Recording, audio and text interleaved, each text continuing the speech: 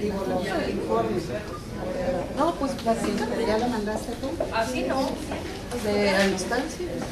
Con los ponentes que mencionaré a continuación. Nuestro primer ponente es el doctor Edgar Salazar Ramírez, que tiene doctorado en Gerencia Política y Educativa por el Centro de Estudios Universitarios de Baja California.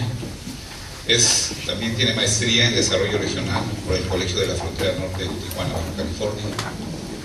Tiene también la licenciatura en Economía de la Universidad Veracruzana. Tiene diplomado en Interpretación de Lenguas de Señas Mexicanas del Colegio Highlander International. Tiene diplomado en Modelos y Técnicas de Aprendizaje de Sordos, Proyecto Educativo Intercultural Bilingüe en la UPN de Tijuana. Con diversos reconocimientos, también es coordinador de la licenciatura en Intervención Educativa en Tijuana, en la Universidad Pedagógica Nacional, y es coordinador de investigación de modelos de atención médico para pacientes sordos. E infinidad de responsabilidades que tiene a su cargo, es muy vasto su currículum. También nos acompaña el maestro Cristian Noel Valenzuela Soto, psicólogo educativo de la Universidad de Occidente, de Mochis. Tiene maestría en Educación Especial en la Universidad de Tijuana, doctorado en Educación en la Universidad de Tijuana, es docente en la asignatura en la Universidad de UNIT, Consorcio Anáhuac, coordinador del Departamento Psicopedagógico en la Universidad Pedagógica Nacional, maestro de tiempo completo en la Universidad Pedagógica Nacional, docente de asignaturas de Humanidades en la Universidad Iberoamericana Campus Tijuana, y también infinidad de actividades que sigue realizando de investigación. También está con nosotros la maestra Amanda Chan, que es catedrática en la licenciatura de Intervención Educativa, auxiliar docente en la maestría de Psicoterapia de Niños en la materia de Desarrollo Infantil y Psicodinamia, es coordinadora educativa,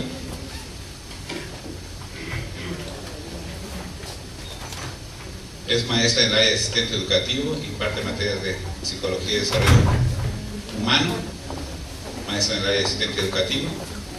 Bien, formación académica de licenciatura y de maestría. Vamos a dar inicio. Maestro.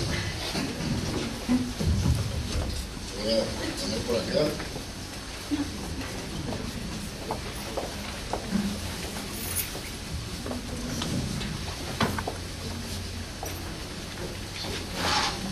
Pues muy buenos días. ¿Con micrófono? ¿Se oye bien o sin micrófono? Probamos el micrófono y ya, si creen que es necesario, ponemos el micrófono. Okay. ¿Cómo están? Bueno, pues realmente un agradecimiento por la invitación. Somos un equipo de trabajo que estamos citados en la Universidad Pedagógica Nacional, estamos a sus órdenes, y la idea es que dar una reflexión sobre el tema de construir una escuela inclusiva. Este tema de la diversidad pues es un tema muy vasto, es un tema complejo, es un tema que tiene muchos ángulos, y además al trabajarlo con los adolescentes es un tema que nos invita a una reflexión como muy fina en términos de la brecha generacional, el medio ambiente, las tecnologías, etcétera, etcétera. Y lo que quisimos nosotros ahora presentar es ligar el tema de la diversidad, pero que lo quisimos manejar con el ámbito de la otra edad. Aquí lo puedo ir dando, es la ventaja de la tecnología. ¿Ya? Acá. ¿Ya? Pero ligarlo con el tema de la otredad, más que con el de la diversidad, le queremos hacer una propuesta de reflexión a partir de este concepto de la otredad y la convivencia. Porque de repente, el referente, si no hay un referente común, al hablar de diversidad, de repente tendemos a sesgar la diversidad hacia una forma de diversidad, y en realidad la diversidad es así, la diversidad es diversa, es un asunto complejo. Pero si lo pensamos, aunque fuera una parte conceptual, si hablamos de la otredad, el concepto de la otredad tiene algunos elementos muy interesantes que aquí les queremos dar una propuesta de reflexión y de análisis. Y bueno, el tema se llama construir una escuela inclusiva, convivencia y otredad, y queremos generar la reflexión. Nosotros somos a su servidor Edgar Salazar, la maestra Amanda Chan, allá, y el maestro Cristian Valenzuela, que estamos en la Universidad Pedagógica Nacional. Pero queremos ligar este tema a también un ámbito, como estamos en un espacio escolar, también el ámbito organizativo escolar. Tiene que estar ligado, es importante ligar y empezar a reflexionar toda esta perspectiva, toda esta epistemología y toda esta mirada sobre la diversidad, ligarlo al proyecto educativo escolar, porque si este proyecto se hace de una manera colectiva, de una manera colegiada, pues se van generando sinergias, como vamos a ver en este momento. Entonces, el primer concepto que les queremos proponer es este concepto de cómo generar un proyecto escolar bajo esta perspectiva inclusiva, que se refleje en la práctica cotidiana, pero que también esté como vinculado a la parte organizativa. Y el segundo, el concepto de otredad. Y en el concepto de otredad nos vamos a referir, en este caso, al estudiante, al adolescente, y la propuesta es analizar este concepto desde dos ángulos de análisis. Por eso están aquí mis compañeros, para dar un ángulo desde el aspecto psicosocial del adolescente. Pensar en el adolescente desde el adolescente es importante verlo desde su psicología, desde cómo está el adolescente en medio de una parte genético-biológica, pero también una parte medioambiental, y desde el desarrollo del pensamiento del adolescente. Entonces son dos grandes conceptos que queremos proponer ahora, que es la cuestión del proyecto escolar inclusivo y el proyecto de la otredad. ¿Por qué hablar del proyecto escolar inclusivo? Podemos plantear una idea. Un esfuerzo en el espacio escolar, un esfuerzo aislado, no tiene tanto impacto como un esfuerzo colectivo. Entonces el proyecto escolar inclusivo nos invita a esto. Nos invita primero a pensar en estos principios, como lo platicábamos ya hace un tiempo acá también, en estos principios interculturales que no son más que principios de comunicación, pero considerando al otro, considerando la identidad del otro, la psicología del otro, considerando esta diversidad de la que es el tema que nos ocupa ahora. Pero ¿cómo generar un proyecto escolar inclusivo? A partir de un diagnóstico de necesidades o, llamémoslo de otra forma, un reconocimiento de la diversidad. Esto es, generar un proyecto escolar inclusivo a partir del otro implica reconocimiento del otro. Pero ¿qué es lo que hay que reconocer? ¿Qué es lo que hay que plantear? ¿Qué es lo que hay que dialogar? Y además, ¿cómo volvemos esta diversidad? ¿Cómo la incluimos en nuestra práctica docente? ¿Y cómo la volvemos parte de la práctica cotidiana? Y además, la parte del diagnóstico de necesidades no solamente son las necesidades, en esta cuestión de la otredad no solamente es la diferencia del otro, sino también nuestra posición frente a esa diferencia, el yo y el otro. Y bueno, como les decía, de repente esfuerzos aislados no tienen tanta importancia, no tienen tanto impacto, son importantes, sino no tienen tanto impacto como esfuerzos colectivos. Entonces la idea de trabajar colegiadamente, la idea de trabajar en sinergia, es lo que queremos proponer como un referente para hablar de la otredad. Ahorita vamos a ir aclarando el primero, quiero reflexionar en este campo de la diversidad. Reflexionar sobre cuál es mi perspectiva. Todo ser humano estamos construidos emocionalmente, psicológicamente, pero también estamos condicionados por un tiempo y un espacio, ¿no? Esta cuestión de la brecha generacional es muy importante. ¿Cómo tengo yo esa habilidad o esa reflexión de ponerme los zapatos del otro? ¿Qué es lo que yo identifico? ¿Qué es lo que yo siento? ¿Cuál es mi sentir pensar frente a cómo están ahorita los estudiantes, por ejemplo, entre la vida continua de los estudiantes, pero también frente a mis pares, ¿no? Frente a otros docentes? ¿Qué lectura doy entre el otro? Ese es un ejemplo, una reflexión interesante, que ahorita lo que queremos hacer es como plantear así como pincelazos de ideas de reflexión que se pueden ir trabajando después más puntualmente. Entonces, en el plano ontológico, a la idea de generar un proyecto inclusivo, es muy importante empezar con una reflexión, primero desde el yo, desde el plano ontológico, desde el plano del ser, como viéndose al espejo. ¿Cuál es mi posición y qué lectura doy frente a la diversidad? ¿Qué creo yo, qué siento yo de diversidad? E intentar no juzgarme, intentar no decir, no, es que a lo mejor lo que yo pienso de diversidad es correcto o está mal, sino simplemente entender mi postura ante la diversidad. Desde el plano epistemológico, es importante pensar en esta idea de la alteridad. Pensar en pues voy a hacer los zapatos del otro, nada más es decir, me voy a despojar de toda mi identidad y voy a entender la del otro, y voy a aceptar a ciegas la del otro. sino el plano de la alteridad es el otro también debe de entender mi postura, también debe de entender mi pensamiento, también debe de entender mi forma de ser. Por eso esta cuestión de la alteridad es ir alternando entre una mirada y otra. Lo interesante y lo peculiar de todo esto es que se da en la comunicación cotidiana. Se da de manera cotidiana, se da de manera muchas veces invisible, lo reproducimos, lo actuamos en la convivencia, en la interacción, pero no necesariamente estamos conscientes de cuál es mi lectura, no necesariamente siempre estamos conscientes de qué lectura estoy proyectando hacia el otro, ni el otro qué lectura me proyecta a mí. Bueno, y esta cuestión, ¿por qué mencionar esta cuestión epistemológica o esta cuestión de principio, de base, para empezar a pensar en un proyecto inclusivo? Porque son los criterios importantes a cubrir al momento de ir planeando, hacer una planeación o hacer una propuesta de un proyecto escolar inclusivo. Y bueno, lo interesante o lo que se busca es que no se convierta solamente en una planeación, sino creo que todos los docentes estamos preocupados con cómo lo hacemos una práctica cotidiana. ¿Cómo yo puedo decir, sí, mi práctica es inclusiva? Mi práctica docente tiene que ver con una acción cotidiana que no lo tengo que estar diciendo, no se convierte en un discurso, sino se convierte en una acción que se refleja cotidianamente y que incluso el otro lo ve, lo puede evidenciar, lo puede conocer. ¿Cuáles son los principios culturales? Si ustedes ven acá, estos 4 propuestas de principios culturales tienen que ver con la comunicación. Como una comunicación, se puede, desde diferentes marcos conceptuales se puede llamar a los principios como una comunicación asertiva, como inteligencia emocional, como educación intercultural. ¿Pero qué implica eso?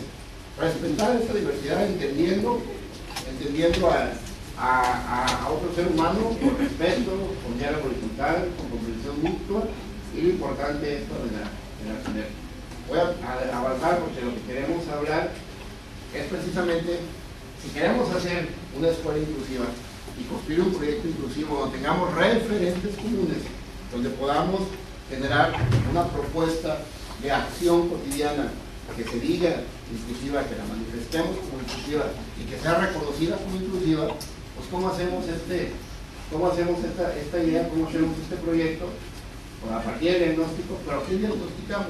¿Qué debemos empezar a observar? ¿Qué debemos de diagnosticar? En términos metodológicos, esos son como los elementos básicos de cualquier proyecto escolar. Ustedes, seguramente todos estamos en el ámbito docente, sabemos que la parte organizativa, la gestión tiene como diferentes dimensiones que en el ámbito escolar pues convergen, se llevan cotidianamente. Pero el diagnóstico de necesidades es importante y a partir del diagnóstico empezamos con este criterio de la autoridad, de pensar desde la diversidad, desde el otro. Y luego, ¿cómo podemos construir colaborativamente un proyecto de intervención? ¿Cómo podemos planear estrategias, definiendo roles y funciones? ¿Cómo se implementa y cómo se evalúa? Estos puntos de acá, el punto 3, el punto 6, solamente los queremos plantear como una reflexión. Ahorita queremos platicar sobre qué observar, qué podemos observar, qué podemos compartir de lo observado, de ese diagnóstico de necesidades, de este sujeto que nos interesa tanto, lo que es nuestra tarea docente, que es el adolescente que está estudiando acá, que es parte de la vida cotidiana de la práctica docente. Y es así como entramos a los aspectos psicosociales del adolescente. Y le doy la palabra a mi compañero Cristo. Entonces la idea es decir, ok, vamos a pensar en la diversidad, vamos a pensar en la sociedad, pero esto es un discurso, se tiene que convertir en acción cotidiana. Lo convertimos en acción cotidiana. ¿Cómo lo hacemos? Empezamos observando esa diversidad. ¿Qué observamos de esa diversidad? ¿Qué observamos de la sociedad? ¿Qué podemos entender acerca de lo que es el adolescente? ¿Cuál será su mundo, sus necesidades, sus formas de pensar, de sentir? Y bueno, aquí preparamos una reflexión que tiene que ver con los aspectos del adolescente. Sí, primero vamos a ver un video, ¿qué nos parece ahí? Trabajamos y luego después trabajamos con el tema.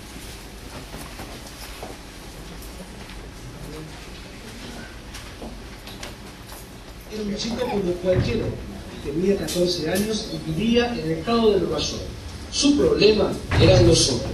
se había declarado públicamente como homosexual con este video en la campaña viral en internet Jasper, que se puede traducir como "se pone mejor".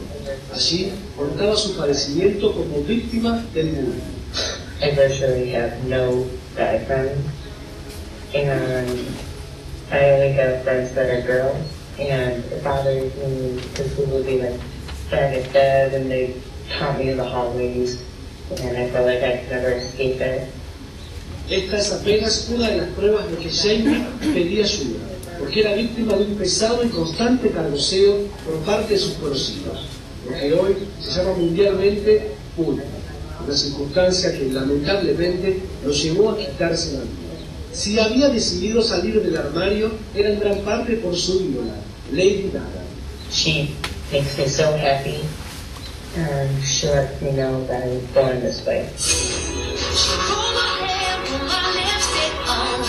Nacido de esta manera es justamente la canción que reivindica asumir la propia identidad. Justamente la estrella del pop fue una de las primeras en lamentar su muerte y lanzar la campaña Una ley para Jamie, una propuesta que va a llevarle al propio presidente Barack Obama. Desde Mendoza, Ricky Martin también se sumó a empezar cambiando su foto de perfil por la de él. La criminóloga María Laura Quiñones asegura que los chicos que suelen ser víctimas del bullying son los que tienen una cualidad saliente, ya sea una destacada belleza o hasta la evidente homosexualidad, como fue este caso. Ella ve en el video de Jamie una contradicción en lo que expresa con sus palabras y su lenguaje gestual. Hay un movimiento constante, así de hombros, lo que quiere decir una ansiedad, un momento de ansiedad, es decir, lo que él está diciendo que va a mejorar, en realidad no mejora, su cuerpo lo está diciendo a gritos, hay algo que a él lo tiene intranquilo. Jamie se despidió en aquel video formando un corazón con las manos, en la soledad de su cuarto y a la vez en la intensidad del ciberespacio.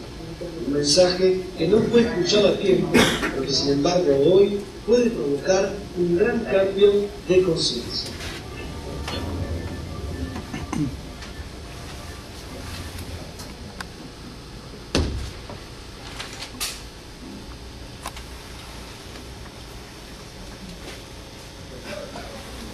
Bueno, me dicen si en dado caso baja un poco la voz y tengan que utilizar el micrófono. Vamos a tratar de estudiar, vamos a tratar de ver sobre el desarrollo psicosocial del adolescente. Definitivamente, para entender el concepto de inclusión tenemos que reconocer que trabajamos con chicos, y estos chicos son seres integrales, ¿no? Son emocionales, son físicos, no solamente son cognitivos, sino solamente tienen, lo vemos como un depósito de información o como alguien que está solamente transcribiendo o reproduciendo información, ¿no? También tendríamos que revisar ese aspecto emocional o el aspecto psicosocial, y que posteriormente, y que después la maestra Amanda va a trabajar con ustedes lo que es el desarrollo del pensamiento, que tiene que ver con estructuración de vínculos.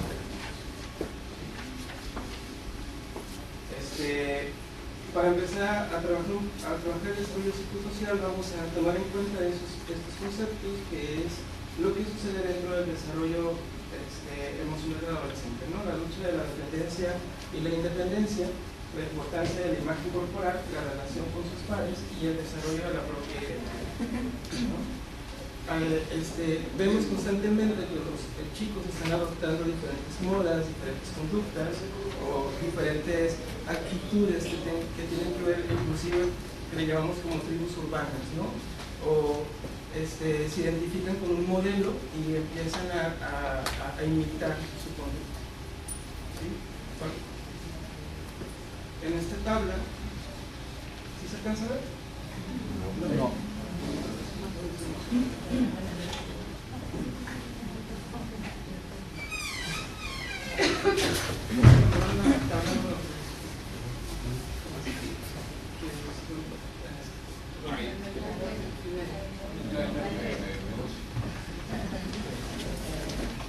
Es donde se encuentran nuestro grosor de estudiantes, ¿no? De 15 a 17 años más o menos, y algunos llegando hasta los 20, ¿no? ¿Qué sucede con la dependencia e independencia? Generalmente los chicos empiezan a generar un entendimiento con los padres y empiezan a generar un conflicto muy tremendo con las figuras de autoridad. Y lo llevan a, ese conflicto de autoridad generalmente se expresa con los padres. Sin embargo, nosotros como docentes, cuando estamos frente al grupo, representamos figuras de autoridad para ellos.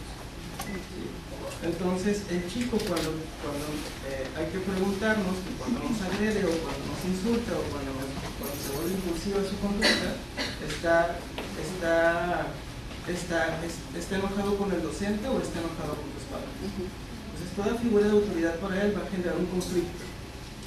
Entonces, en ocasiones el docente se engancha muy fuerte, se engancha generalmente con las conductas del adolescente y lo vemos como un chico que es grosero, que es rebelde, etcétera, ¿no? Pero es prácticamente parte del desarrollo psicosocial, del desarrollo de la adolescencia, el conflictuarse con las figuras de autoridad y el tratar de boicotear a la figura de autoridad. Entonces, cualquier indicación que sea una imposición, el adolescente lo va a empezar a refutar, lo va a empezar a cuestionar. ¿Sí? Eso es lo que se mira en este caso. Hay algo bien interesante sobre la preocupación sobre el aspecto corporal, ¿no? Empiezan a preocuparse bastante por cómo se ven, ¿no? Y es muy interesante, donde el adolescente no le interesa lo académico, sino le interesa realmente lo más importante para él es ser más social, ser más popular posiblemente, o encajar precisamente en los grupos en los cuales él se relaciona. ¿Sí? Eso lo vemos constantemente con los chicos. Por aquí lo interesante es cómo docentes podemos trabajar en el aula o cómo podemos utilizar esa información, o ya lo tenemos claro, qué es lo que está pasando con el chico dentro de la adolescencia y cómo lo puedo trabajar dentro del aula. ¿Sí? La integración de los grupos, eso es muy interesante, ¿no? Lo que se refiere a el adolescente busca pertenecer a diferentes grupos, ¿no? Entonces, se identifica con grupos que tienen que ver con su historia de vida o con sus necesidades, ¿sí? Entonces, a lo mejor es un chico muy aplicado que viene de secundaria o con muy buenas calificaciones, pero por el asunto de pertenecer, entonces se olvida de lo académico y se enfoca a empezar a repetir ciertas conductas que tienen los demás compañeros de clase. Y empieza a bajar de calificación, empieza a bajar sus calificaciones. ¿Sí? Y aun cuando como docentes seamos maestros de matemáticas, química, física, biología, lo que sea, y que no tengamos una formación académica en el área de psicología o el área de psicopedagogía, ¿sí? Nos toca intervenir en estas situaciones.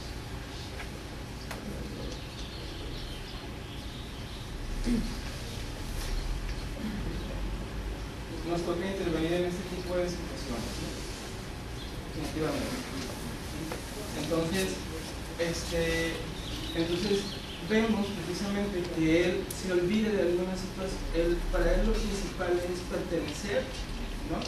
Y cumplir con los parámetros sociales acerca de tener una apariencia física que le va a permitir precisamente socializar o no ser discriminado de alguna manera o segregado. Entonces, y luego viene el desarrollo de la identidad. Aquí el chico es muy interesante porque se siente omnipotente. Esta omnipotencia es que sus conductas lo llevan posiblemente a situaciones de riesgo. Por ejemplo, ustedes saben como docentes cuántos chicos, por ejemplo, han consumido alguna vez marihuana en sus grupos, ¿no? ¿Cuántos fuman? ¿Cuántos toman? Por ejemplo, ¿cuántos se alcoholizan, perdón? ¿Sí? Por ejemplo, ¿no? Entre pasillos se da mucha información, se conoce mucha información de los chicos. Entonces, en una escuela tan grande hay muchos espacios en los cuales los chicos pueden tener situaciones de riesgo. Y el docente, es muy interesante, donde lo que sucede en preparatoria es que llego de mi clase y me retiro, pero ¿qué sucede en los espacios donde el adolescente está libre? ¿No? ¿Sí? Decimos, bueno, es que ya está grande, ya puede discernir que está bien, que está mal. Bueno, pues desde un punto de vista psicológico, pues esa omnipotencia lo lleva a cometer ese tipo de conductas, ¿no? ¿Sí? Y es muy interesante donde él reconoce la maduración emocional, pues tiene una correlación con la relación una relación con la dinámica familiar del chico, y por ende también con la relación que tenga con las figuras de autoridad dentro de los diferentes entornos donde se desenvuelve. ¿Sí?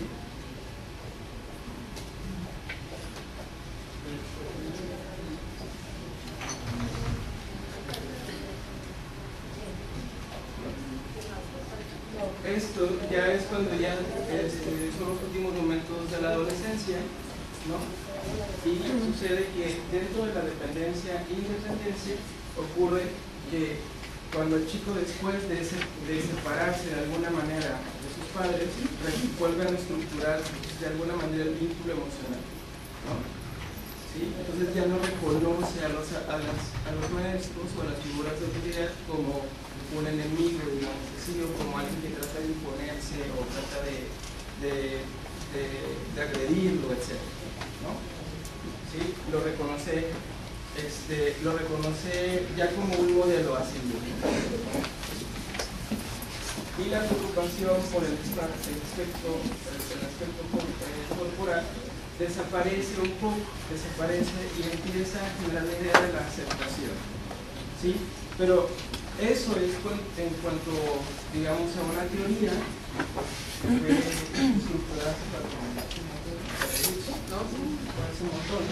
pero actualmente, ¿qué es lo que vemos, no? Los entornos o la influencia del entorno es muy importante, ¿no?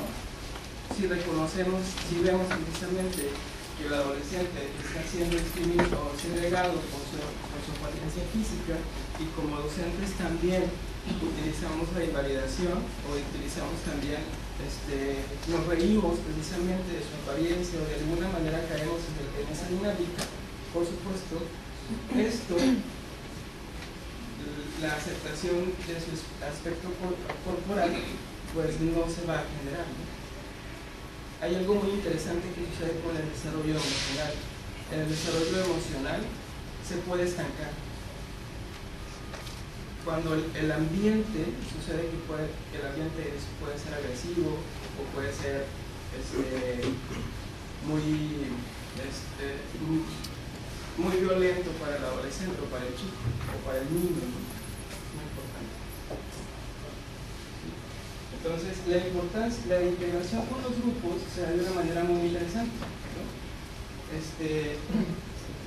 Se da a través del compromiso, y el compromiso implica la comprensión y la empatía del otro, ¿no? ¿Sí? Entonces ya no se da solamente por la lealtad. Nuestros grupos, generalmente en la secundaria y en la preparatoria, sucede algo bien interesante. Alguien hace algo dentro del grupo, por ejemplo, le roban la mochila al maestro, que se alguna vez les ha tocado escuchar que se roban las cosas del docente, ¿no? Entonces, cuando le preguntan al grupo, nadie sabe, nadie se da cuenta, nadie dio nada, y esto es un sentido de lealtad que tiene el grupo. Aun cuando ese grupo tenga problemas del principio de relacionarse, o sea muy agresivo entre sus compañeros, al momento de exponer al otro no lo hacen, son leales, ¿no? Y aquí ya se ve un compromiso, aquí ya se ve la comprensión del otro y un compromiso hacia el otro, porque falta el descubrimiento que tiene del autoconocimiento del adolescente. Y el desarrollo de la identidad es que precisamente la conciencia es real y realista, digamos, ¿no? Durante la etapa de la adolescencia sucede algo muy, muy padre, ¿no? Que es cuando el adolescente lo que hace es que defiende cosas indefendibles. ¿Sí? dice. ¿Sí? Generalmente, no sé si les ha tocado ir a playas cuando hay una corrida de toros, los chicos que se ven con los carteles son adolescentes. ¿Sí? Por ejemplo, les va a pasar, es parte del desarrollo moral, ¿no? Entonces, ya la relación, la conciencia que tenemos de su entorno ya va a ser de una forma más racional y realista, pero esto va a depender precisamente o va a tener una relación directa con el desarrollo del pensamiento.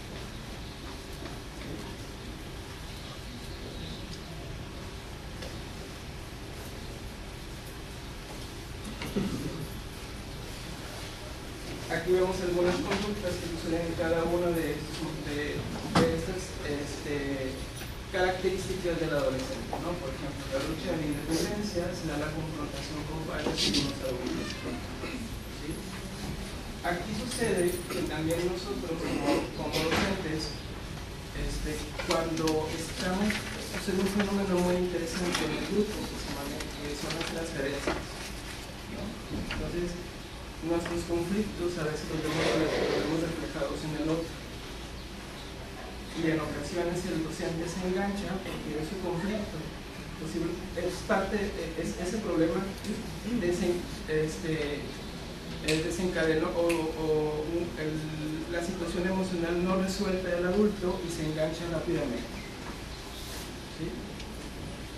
Entonces, parte de lo que tenemos que hacer es hacer una autorreflexión o una introspección de cómo es que llevamos a cabo nuestra clase y cuando sucede precisamente este tipo de problemas dentro del aula. La preocupación por el aspecto corporal, el verse bien, ¿no? Implica la adopción de modas y también este es un problema generalmente secundario y en prepa.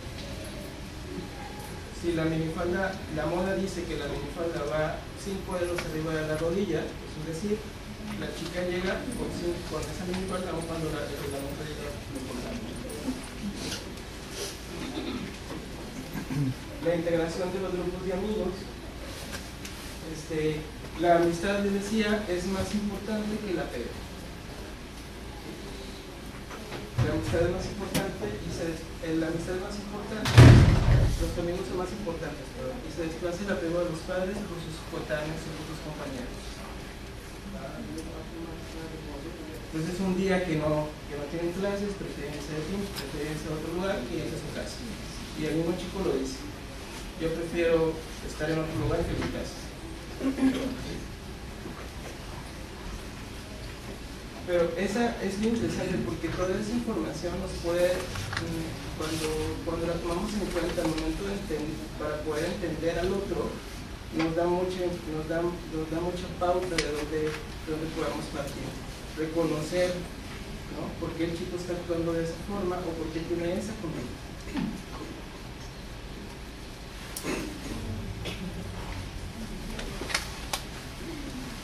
Eso sería uno de los cuestionamientos, ¿no? Para el adolescente es más importante la vida social que las actividades académicas, ¿sí? Entonces, si es más importante dentro de su desarrollo la vida social, entonces ¿cómo es que podemos hacer ese vínculo con nuestras actividades con nuestras actividades como docentes? ¿Cómo podemos generar aprendizajes significativos a partir de las relaciones entre ellos, o de la socialización, ¿no? Ahora, mi práctica docente considera los aspectos del desarrollo evolutivo del adolescente. Me preocupo por dar la clase y por enfocarme en contenidos, o también me preocupo por la situación del otro o de los 40 chicos que tengo enfrente.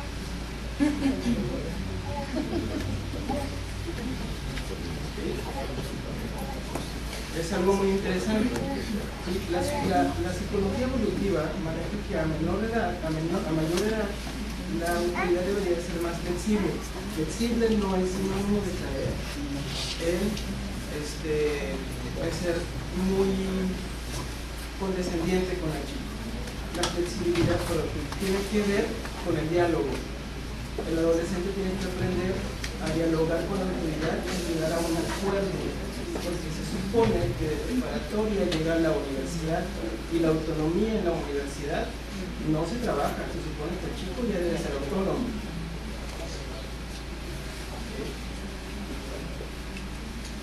Entonces, como maestro universitario, yo espero que el chico que llegue al primer semestre ya exprese lo que siente, lo que piensa y lo que considera de los temas que vamos a revisar y cómo lo vamos a revisar. ¿Sí? Porque en preparatoria se trabajó con la autonomía y en secundaria también se trabajó con la autonomía de no le da vergüenza el hablar o no le da pena poder negociar con la autoridad.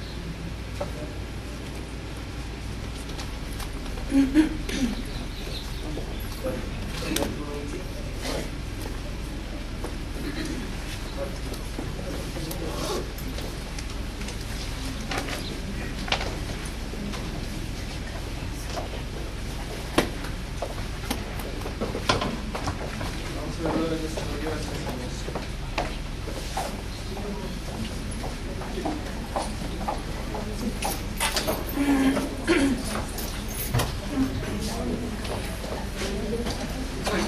Me da gusto estar aquí el día de hoy con ustedes, más porque yo soy egresada de la preparatoria, entonces viendo a mis compañeros me ubicaba, ¿no? Y iba relacionando ideas, que a mí me pasaba esto, entonces era por eso, ¿no?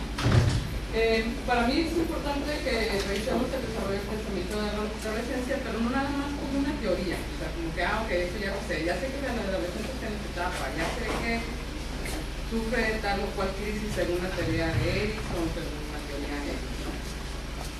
Nuestra realidad es otra. Nuestra realidad es otra.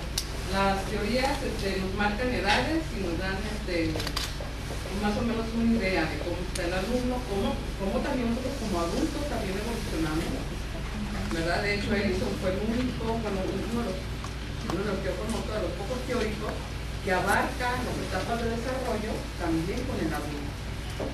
No quiere decir que ya pasé los 18 años, no, o sea, como adultos también vamos evolucionando, también vamos viviendo nuestras propias crisis.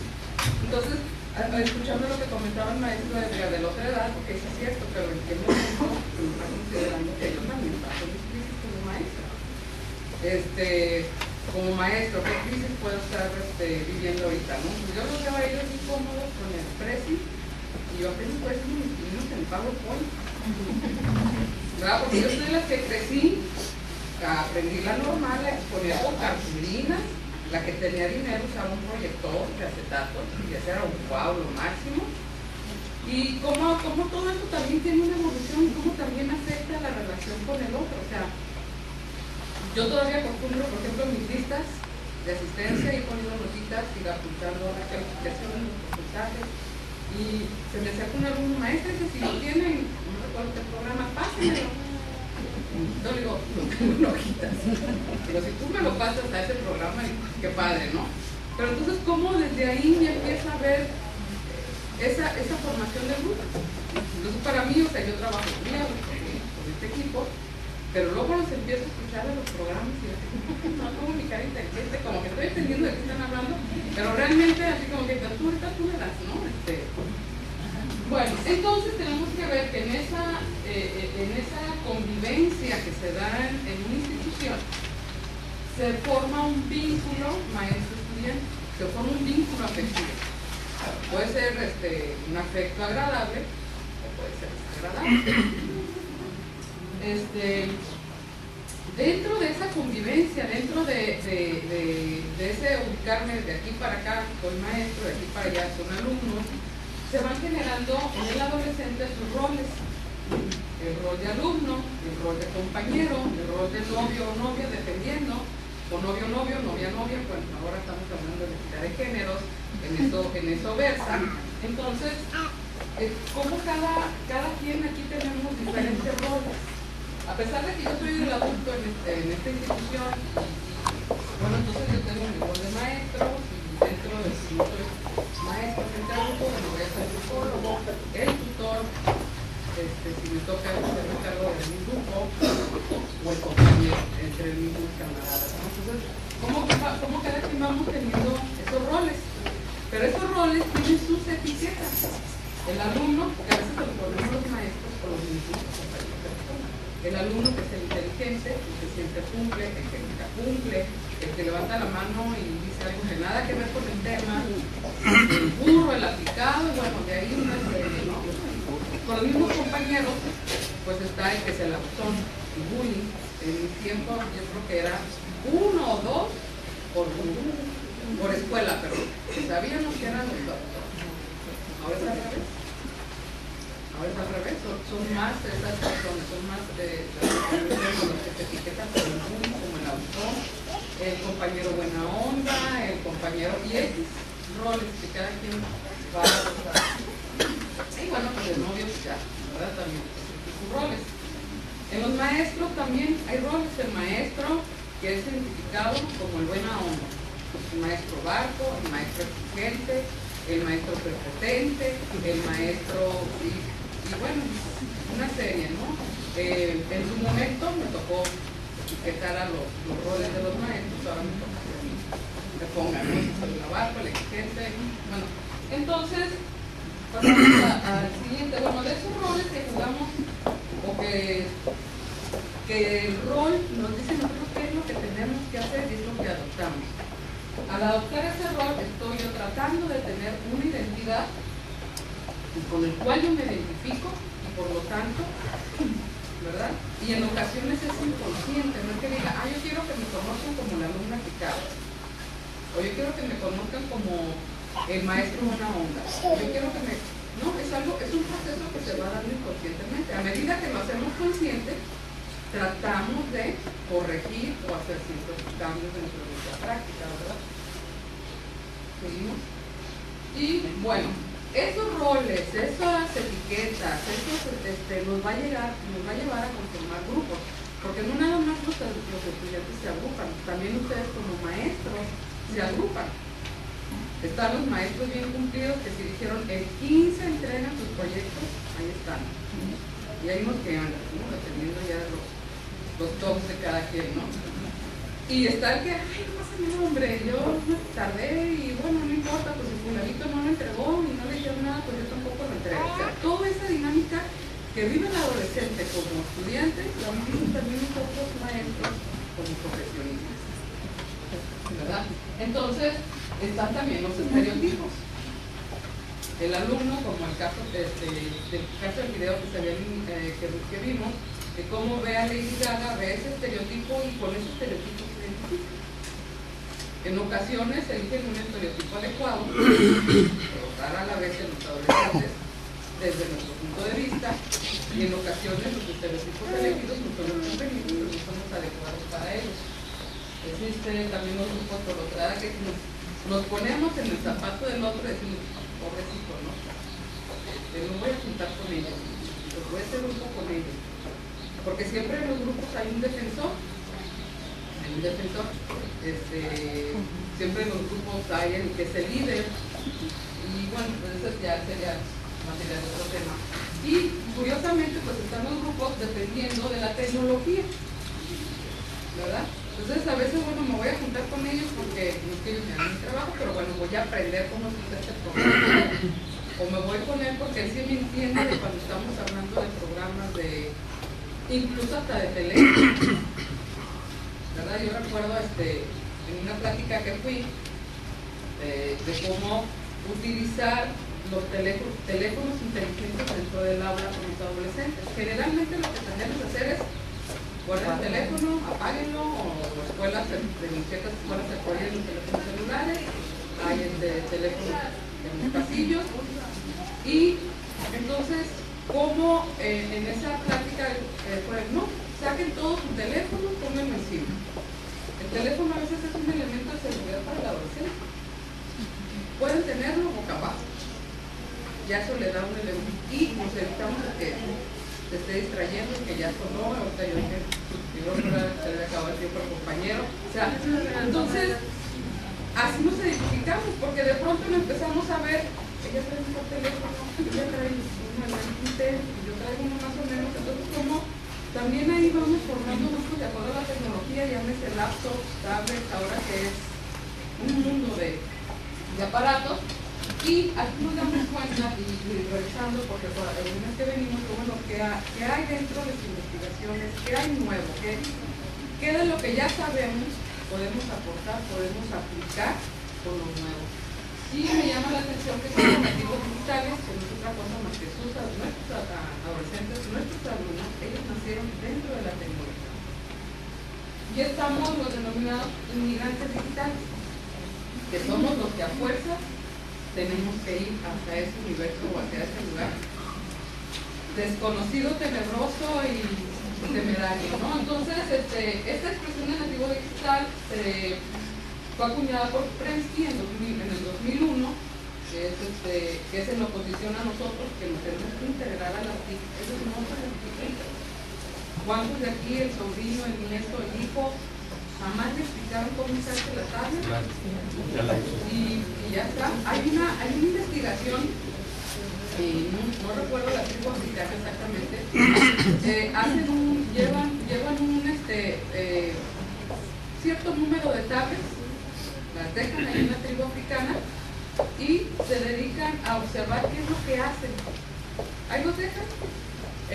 Al mes, estos chicos ya estaban bajando imágenes, ya estaban mandando, o sea, descubren por estar reaccionando cómo funciona. ¿Qué quiere decir? Que ellos están más abiertos a este aprendizaje, que para ellos es sencillo, para nosotros es como cosa de otro mundo, ¿no? Entonces, están rodeados desde la infancia por las nuevas tecnologías que consumen diariamente. Y aquí lo importante es que estos adolescentes desarrollan una manera de pensar y de entender el mundo alternativa en función del uso de las tecnologías. Lo cual quiere decir que ellos tienen otra comprensión, otra manera de ver las cosas. Y para nosotros, que a veces nos denominamos, usted es el maestro de la vieja guardia, yo aprendí así y las cosas eran así. Entonces, tenemos que, y siempre se ha dicho, ¿no? Buscar el punto medio, buscar el equilibrio, ese es el trabajo de ellos. No es fácil. Entonces, sí, la siguiente. Bueno, el compañero ya vimos algunas, ya se vieron algunas características del desarrollo sociológico social del adolescente, pero ahora vamos a ver qué es lo que ya se vio más a fondo, pero a mí lo que a mí me interesa retomar es la audiencia imaginaria. Eso le hace mucho ruido, eso es una crisis muy fuerte en el adolescente, porque de pronto cree que todo el mundo lo está viendo. Y en realidad, como luego dicen los chamacos, ¿no? Nadie lo está pelando.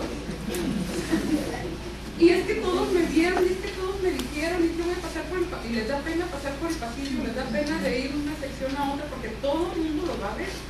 ¿Y qué me voy a poner? Y las que tenemos hijas adolescentes, hemos vivido eso. Y si hacemos una regresión, ubiquémonos un poco ahorita como éramos cuando adolescentes, ¿verdad? Entonces, hay una ampliación del mundo, se apoyan en grupo, la lealtad de la compañera. Hay una redefinición de la imagen corporal. Esto es, en esta redefinición, ellos, los alumnos, bueno, cuando llegan a la secundaria es la crisis de despedirse del cuerpo infantil, despedirse de sus juguetes, bueno, una serie de pérdidas. De hecho, hay todo un estudio de las pérdidas del adolescente en ese cambio.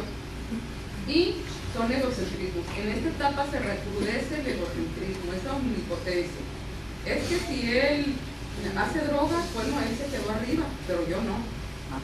Si él va, por eso los seguros de auto para los adolescentes son tan caros, por ese egocentrismo, por esa omnipotencia, porque él va a chocar, yo no. Yo sí puedo manejar tomado y no me pasa nada. Yo sí me la puedo pintear y no se van a dar cuenta. Yo sí, y entonces una serie de cosas, ¿verdad? También, bueno, hay una elaboración de los duelos referentes a la pérdida de la condición infantil, que ya habíamos mencionado.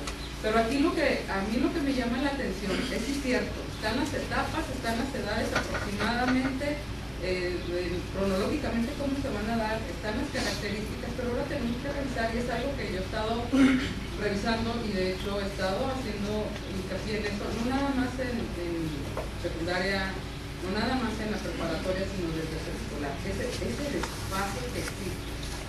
Porque de pronto decimos son teorías viejas, sí es cierto, son teorías muy viejas, pero esas características se siguen representando. ¿Qué es lo que sucede? Si antes decía, esta conducta aparece a los 5, pues ya no está apareciendo a los 5. Ahora con esa reforma que se hizo, en donde los niños entran más pequeños a la etapa preescolar, a ustedes les están llegando a preparatorias más pequeños. Y entonces aquí la importancia de retomar el desarrollo del pensamiento del adolescente. ¿Por qué? Porque les están llegando con pensamiento concreto. Y los programas no están diseñados, ni los maestros están formados para una clase, para una programación en pensamiento. Esa es la realidad. Lo vivimos en las universidades. Entonces, eso es lo que tenemos que revisar. Están llegando más pequeños. Vean las caritas de los niños de primero y secundaria. O sea, se ven, son unos bebés, o sea, todavía tienen cara de niños pequeños y ya están con las mochilotas. Yo recuerdo haciendo una revisión de los temas con mi compañero Cristian, yo le comenté, ¿sabes qué? Es que yo recuerdo que cuando yo entré a la prepa, a mí me tocó que me dieran filosofía, que me dieran lógica y que me dieran psicología. Estoy hablando que ya salí en el...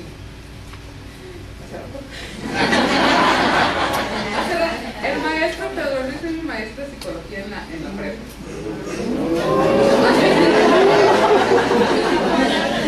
Entonces, Pedro. Yo escuchaba los temas y lo único es que semestre que me tocaba lógica, semestre que reprobaba. Y yo no entendía por qué, porque yo era machetera.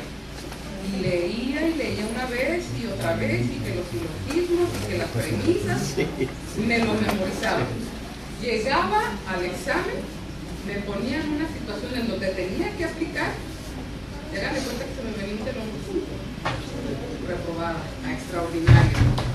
Yo creo que al último se comparecieron de mí porque me pidieron un trabajo a derecho por persistente, le vamos a dar el pase para que no a la prepa, pero no entendía por qué, o sea, por qué no entendía yo lógica, por qué no entendía yo filosofía, por qué no entendía yo psicología, porque yo estaba en una etapa de pensamiento concreto.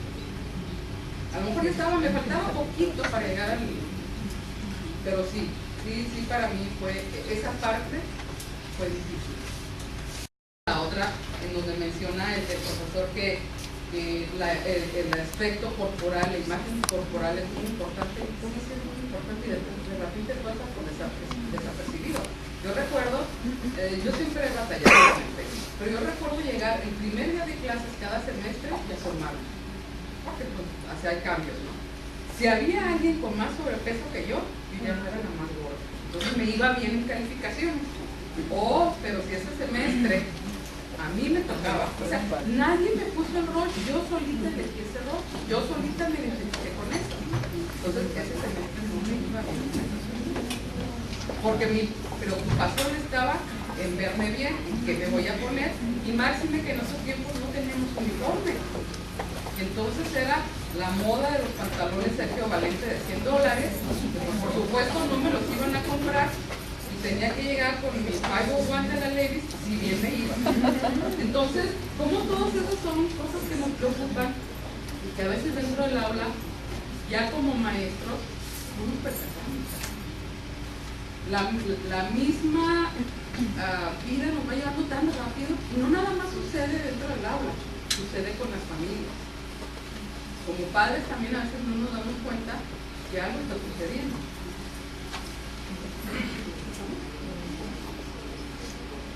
Y bueno, entonces volvemos a otra vez, esta convivencia y cómo influye en el desarrollo del pensamiento, porque esta relación, esta diada maestro-estudiante va a formar un vínculo.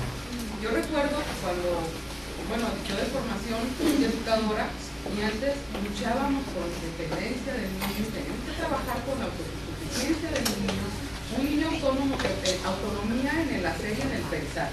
Porque ahora se confunde autonomía en el hacer, que solito se haga todo, pero en qué momento vamos encaminando a los niños desde preescolar en la autonomía del pensar. Entonces, estos estudiantes que ustedes tienen ya son producto de una generación en donde la madre ha tenido que entrar a la fila de trabajadores. Llámese maquila, llámese como ustedes quieran, por necesidad, por crecimiento personal, porque pues, yo estudié una carrera y como que me voy a quedar de chacha toda la vida. Entonces, son diferentes razones por las que las mujeres somos más personas que entramos al campo laboral. Entonces, el número de niños que va creciendo solo, podría decirse, o sin el acompañamiento anterior, es más grande. Entonces, cuando llegan, por ejemplo, al consultorio y que llenan la ficha del niño que ponen ama de casa, digo, ¿qué se siente ser ama de casa? O sea, eso no es como que, de broma lo digo, no, son una especie en peligro de extinción. Ya son muy pocas las mamás que se pueden dar el lujo de decir, no trabajo y me quedo en mi casa y me quedo a buscar a mis hijos. Ese es un lujo en la actualidad. Entonces, ustedes tienen esos alumnos, en algunos casos por guarderías o porque son hiperescolarizados, que la clase de esto, la clase del otro, la clase nunca hubo tiempo libre realmente para la relación con padres. ¿Qué sucede cuando llega a la escuela con esta crisis de que el grupo es importante? Pues absorben con más recrudecido lo que es hacer grupo, lo que es hacer amigos, porque fuera de ahí no tienen tiempo para socializar libremente con padres. Entonces, el maestro en ocasiones viene siendo el único adulto que tiene un poquito más de contacto directo con ellos. Y entonces, si ese niño no creció con los padres, con esa cercanía, si no hubo una buena relación, la imagen que él tiene del adulto está distorsionada. Entonces, les llegan a ustedes estos estudiantes que no saben convivir con adultos.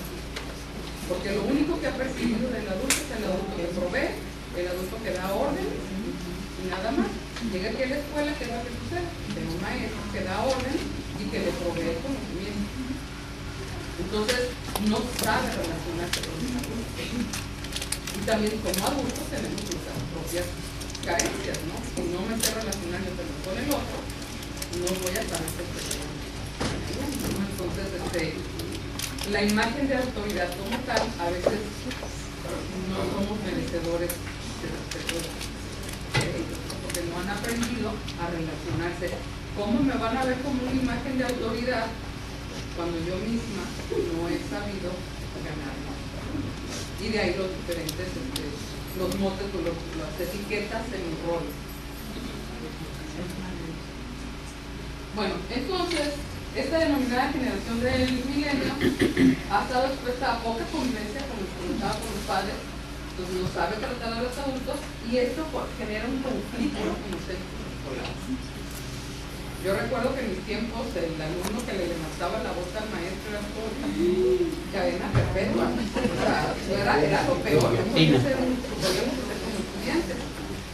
Y ahora nos damos cuenta, ustedes lo han vivido, levantar la voz es como entonces no es que tengamos, no es que como luego como Roma lo dice, no es que hay niveles, no es precisamente, sino que tienen que tener bien clara la imagen de la autoridad. No es que vamos a ser unos gendarmes, sino que el alumno sepa que cuenta con nosotros, pero que somos esa imagen de autoridad que en determinado momento va a saber poner un límite y va a poder saber conducirlo. Como comentaba el maestro Cristian, a mayor edad, menor imagen de autoridad, porque él ya está formándose como imagen de autoridad. Pero ¿qué pasa con estos adolescentes inmaduros? Se supone, y partimos de supuestos, y la realidad dentro del aula es otra. Y entonces a mí me están pidiendo, si yo soy un maestro de química, que vea estos conceptos, pero también me están dando estas pláticas en donde tengo que respetar la diversidad y el desarrollo. Entonces también nos genera nosotros un conflicto.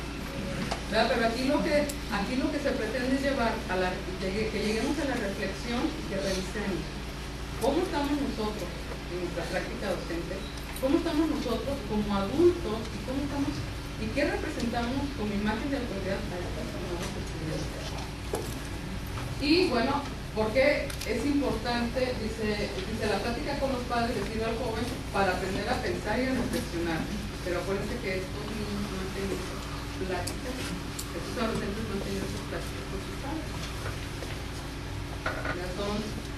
Aquí sería importante revisar desde cuándo, si ambos padres trabajan, desde qué edad recuerda el adolescente que su mamá trabaja y desde qué edad se empezó a quedar solo, ¿verdad? Entonces, a manera de reflexión y ver, bueno, porque mi contenido, mi materia yo la tengo que seguir. Y aquí vamos a revisar algo muy importante. Dice, el desarrollo del pensamiento formal en la adolescencia se produce de una forma significativamente diferente al desarrollo físico. El desarrollo físico se da y vemos que si tienen 15, pues más o menos se nota, ¿no? Físicamente. Está muy claro los cambios físicos, es rápido, 2-3 años y ya están. Y el desarrollo del pensamiento es un proceso mucho más lento y lleva mucho más años. Y es más notoria la diferencia de un adolescente a otro. Es irregular y aquí pues notable diferencia entre unos y otros. Y por eso nos preguntamos, ¿por qué este grupito de niños ya me captó y aquellos todavía no? Y los cambiamos. A ver, vénganse para acá, ¿no? Y los acercamos y certificamos. Y en ocasiones sucede que sí están intentando, pero ese proceso va muy lento todavía. No sé si recuerden que antes, cuando el inicio de educación preescolar era hasta 31, 5 años cumplidos hasta 31 de agosto. Pero es que el mío es de 2 de septiembre, es que el mío es de octubre, es que el mío es de noviembre, y que va a perder un año. Yo en realidad digo, no pierden un año. Le están dando un año de oportunidad de nivelar. ¿Por qué? Porque físicamente, como digo, se nota. Y un ejemplo, una analogía muy cruda que ustedes tienen, yo les decía a la mamá, mire, su niño ahorita tiene 5 años, 1 mes, el compañerito va a tener 5 años, 8 meses. Cuando este niño estaba caminando, el suyo apenas estaba sentando. Esa es una manera de ver. Si pudiéramos abrirle la cabecita y cómo va por dentro, igual hay un espacio. Entonces lo mismo sucede con sus estudiantes, no todos están en la misma etapa de desarrollo. Se supone que, pero este es un proceso más lento. Entonces, este es un reto para el maestro y esto es un escenario difícil y complejo. Y eso ustedes lo viven diariamente. O lo van a empezar a vivir ahora que regresen los chicos. Dice, pero extraordinariamente rico en cuanto a las posibilidades de incidir en el adolescente en la afirmación de valores morales, en la búsqueda de su identidad, así como en propender al desarrollo del pensamiento reflexivo, formal y abstracto. Eso es en lo que ustedes eso es en lo que los adultos nos debemos enfocar, a ese desarrollo del pensamiento reflexivo, formal y abstracto. Porque nos están llegando a las universidades sin este pensamiento. Y bueno, aquí María Esther Ortega, investigadora de UNAM, dice que la realidad, sin embargo, entrega datos negativos. Y aquí es importante, Yair, es cierto, es un teórico ya de muchos años, que básicamente en educación preescolar por mucho tiempo fue como que lo máximo, ¿no? Lo único que existía Piaget. Y salíamos de la normal y éramos piagetanos.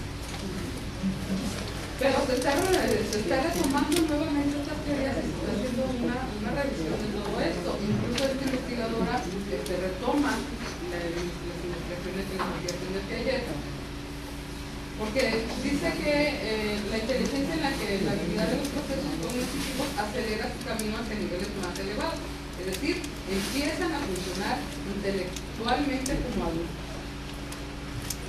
¿Así nos ven ustedes? ¿Alumnos? Yo recuerdo que cuando yo estudié la primaria, los que salían de sexto, algunos teníamos la posibilidad de seguir estudiando y los que no ingresaban al campo laboral. Ahora yo me pregunto, ¿un alumno en la actualidad de sexto año se puede integrar a las áreas de trabajo? No cuenta con las habilidades. Y la tecnología ha ido progresando y han habido muchos avances. Y entonces, en pro de esos avances, esas tecnologías, hemos olvidado ese desarrollo básico. Por eso ahora se están retomando nuevamente estas teorías que se supone que ya eran obsoletas. Nos están haciendo ver que vamos en números negativos. Es el número rojo en cuanto al desarrollo de los estudiantes. Dice que en el nivel de enseñanza media superior y aún en la superior, las operaciones del pensamiento formal deberían de ser y la realidad es otra. Y bueno, estos son los investigadores de México. Bueno, estas son investigaciones que se han hecho en Latinoamérica. En México tenemos al investigador Díaz Barriga, que nos dice y demuestra en sus investigaciones que la mayoría de los estudiantes a nivel de educación media e incluso de la universidad no manifiestan de manera sistemática esquemas de pensamiento formal. No están la mayoría. Entonces, he aquí el por qué nos conflictuamos con temas que el alumno no comprende. Y no es porque no tenga la capacidad, probablemente sean alumnos que no es que yo lo veo y es que se les nota que tiene mucha capacidad y ya de ser un chico muy brillante. Sí, pero está inmaduro. No ha llegado a esa etapa de pensamiento formal que se requiere para los contenidos que están trabajando. Aunado a la teoría de crisis, entonces es donde tenemos que reflexionar. Bueno, estamos trabajando con ellos, están presentando estas crisis de identidad, están presentando eso, pero la materia prima con la que tengo que trabajar todavía, porque son chicos inmaduros. Entonces, aquí es revisar, bueno, cómo vamos a trabajar con esta inmadurez y con estos programas, ¿no? ¿Qué tengo que hacer como maestro frente al grupo para poder seguir trabajando? ¿Qué es lo que sucede? Eso que ustedes están viviendo, una analogía en preescolar es ¿cómo le voy a hacer? Porque partimos, como les digo, desafortunadamente partimos de supuestos. Las mamás no les enseñan ciertas cosas a los niños porque lo va a aprender en preescolar. Y la maestra no puede trabajar con su programa porque creía que ya venía con los niños de aprendizaje. Y las maestras de preescolar tienen que estar actuando como la mamá que le tiene que enseñar a para poder resistir. Y en este caso ustedes están actuando como los papás que le tienen que enseñar a pensar reflexivamente para poder trabajar. Cuando este desarrollo de pensamiento reflexivo debió haber sido acompañado por el diálogo de los padres, pero al no haber diálogo no se desarrolla como ustedes lo necesitan para las asignaturas que están elaborando. Y bueno, aquí vamos a revisar un ejemplo que dice Piaget, ya lo nombramos anteriormente, bueno, que es muy reducido, así como que súper recortado, porque en toda la teoría de Piaget es, debe decir, bueno, vámonos ubicando así rápidamente, porque sí, como digo, esto nos tomaría mucho tiempo.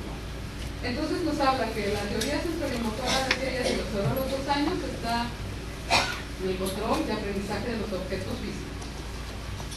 Se mueve, toma, inspecciona. La preparacional, el desarrollo de habilidades verbales.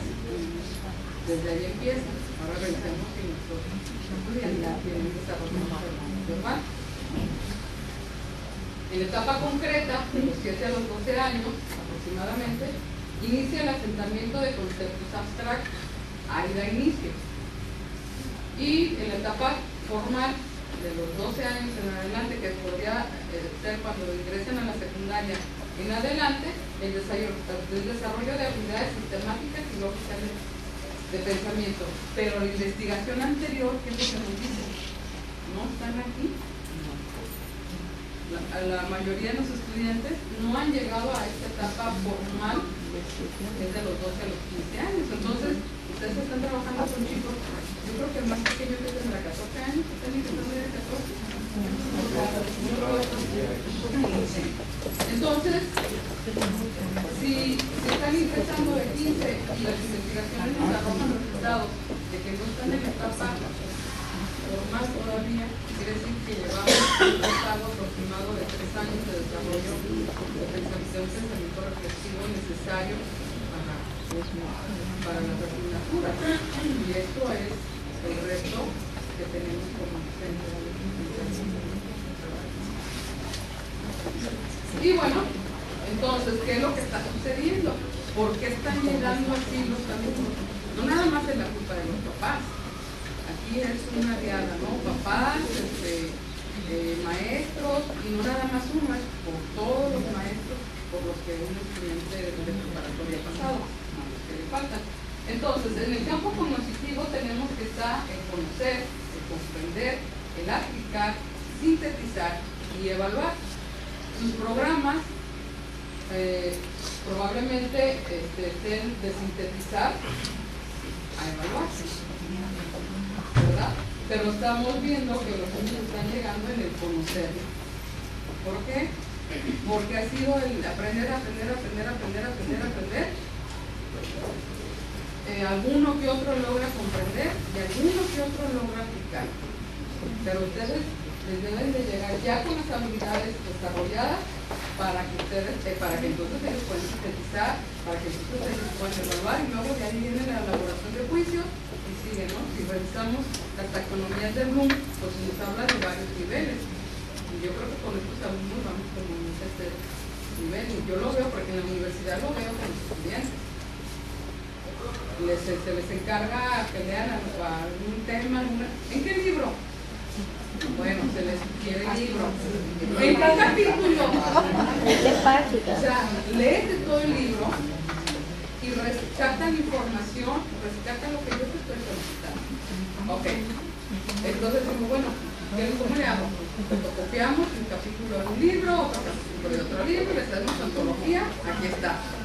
Lean y subrayen lo más importante, por favor.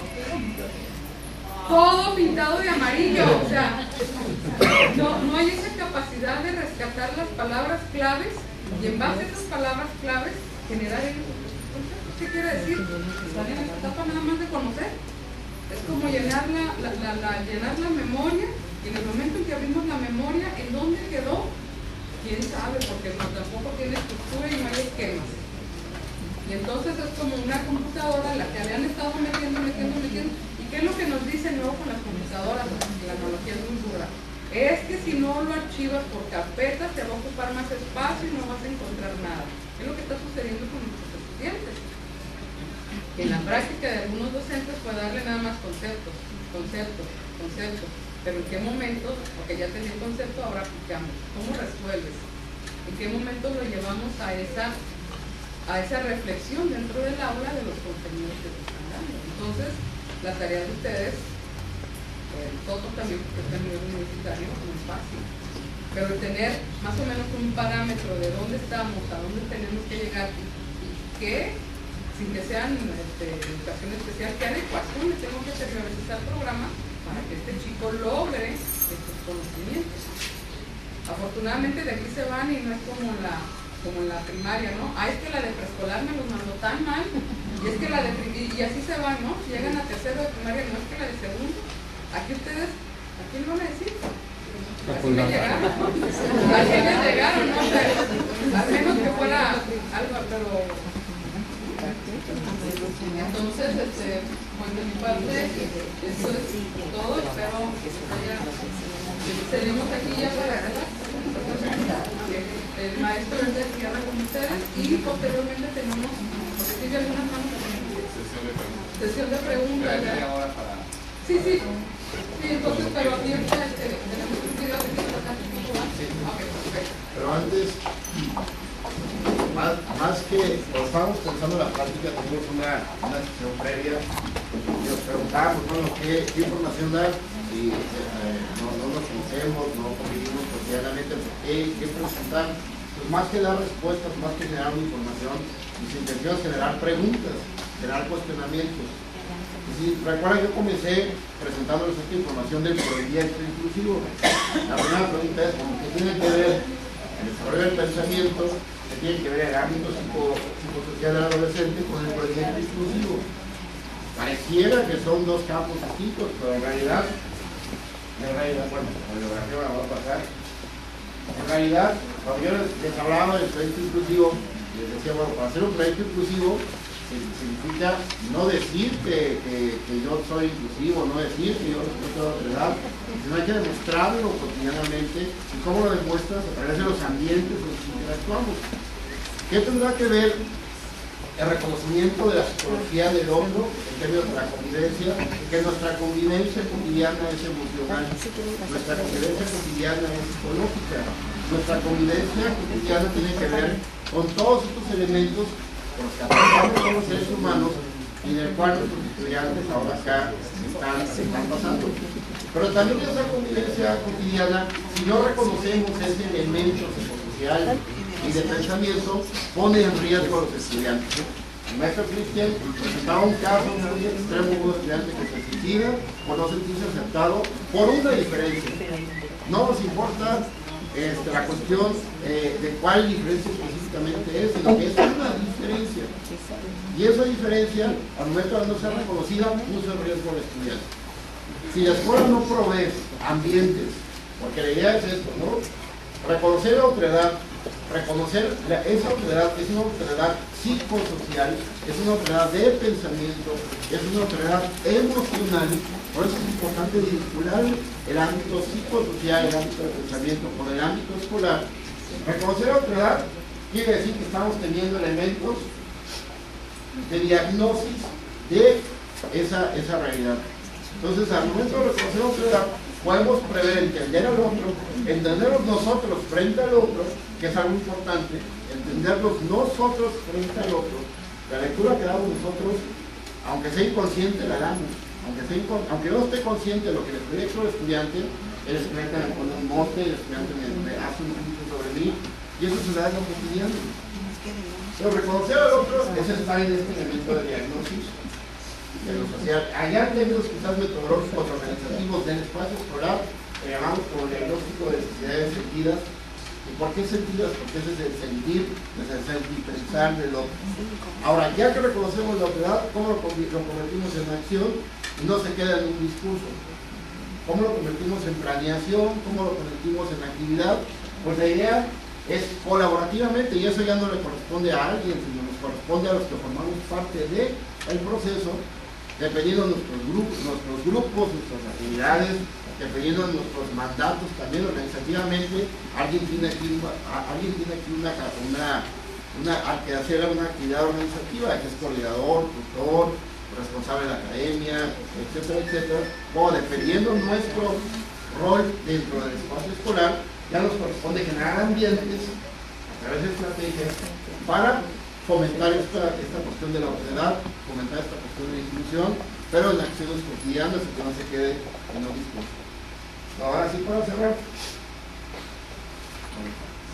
La idea es, quizás en otro momento podemos hablar de esto, crecer, construirnos, compartir como una comunidad escolar inclusiva, pero esta comunidad, como comentaba, es una comunidad emocional, es una comunidad psicológica, y si es inclusiva quiere decir que hay ese principio intercultural que hablábamos al comienzo de la práctica, ¿no?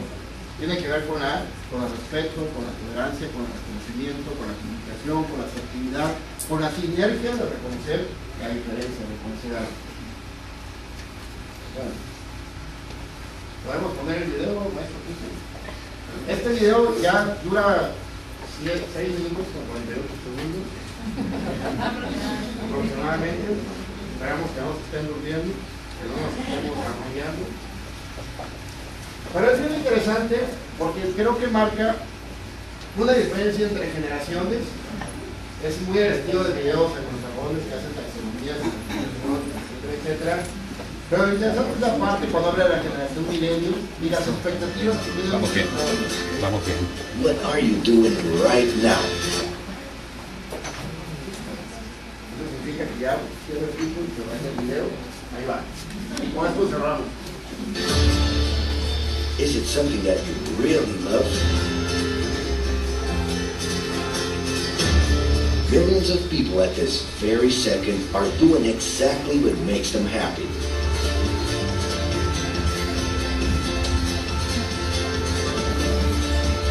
But wait a minute. You spend a big part of your life working. And any job has the potential to drive you insane. Time for a break. But, of course, there's a bright side.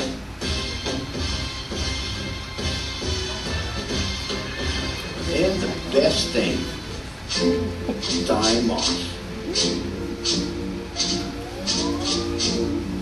As a matter of fact, the way we work influences new trends and behaviors in society. And if some things are new and different to you, and to everyone else, it's good to know that the ones who really capture the idea are those young millennials, otherwise known as Generation Y, G, we, globalists. Okay, we know you heard about this. They represent a new workforce in the global market and have high aspirations. Half of them already have or plan to open their own businesses. Because of their digital, liquid, and collective mindset, they are affecting the way we produce and work in the future. Sounds complicated? Actually, keeping things simple was the motto that baby boomers worked by in the 60s and 70s. Rules were a lot clearer back then. The workspace was confined to the office. Responsibilities were individual-based and very specific, and you knew exactly the right time to start and finish your day. At that time, after the World Wars, the institution represented the security that everyone was dreaming about. Because of this, it made total sense to be a company man and respond well to linear and hierarchical structures. But be careful. Once you chose a career, it was a decision that would pretty much last for the rest of your life. Older workers would teach young ones because putting in long years of experience was essential if you wanted to grow within the company.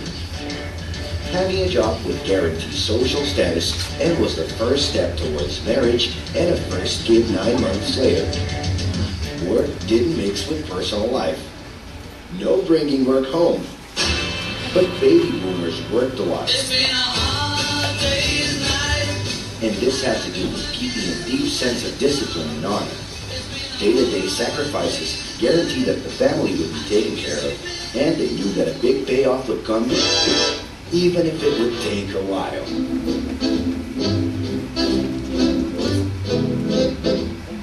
However, Generation X redefined the time relationship between work and reward. Super confident, extroverted, very competitive, and doing everything in their power to achieve quick growth, these guys were always on the lookout for better offers. A profitable idea could easily put them into a leadership position based on meritocracy without taking their experience into account.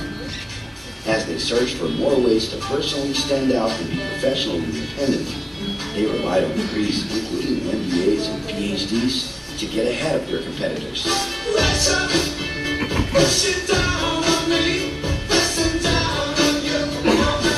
In this more individualistic style of thinking, a nice wardrobe and a business card can help them close better deals and expand their network. Being in the right place at the right time is what would define the work schedule. Business time was extended into the happy hour. This mix between personal and professional life turned a workaholic into someone who was admirable and even sexy.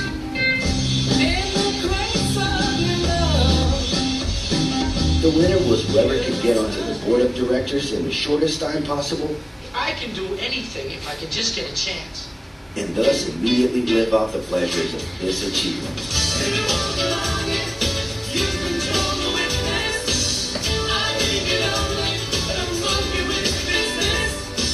But today the journey's a little different. It really seems more important to have fun on the ride than to make it to the final destination.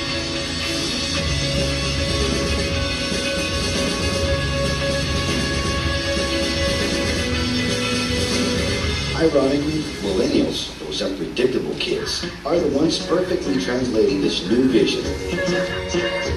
In a time when pleasure determines professional accomplishment, they know, like no one else, how to recognize opportunities that link passion with work. It's not right, but it's now or never. The creative economy, new professions, an entrepreneurship boom, and the new collective power are painting a brilliant and never-before-seen scenario. No wonder millennials are so impatient. The speed at which they connect with the world sets the pace for their work relations. Projects that only will make a difference in the long term just don't stimulate them. And they need constant feedback so they can feel that their efforts are being recognized.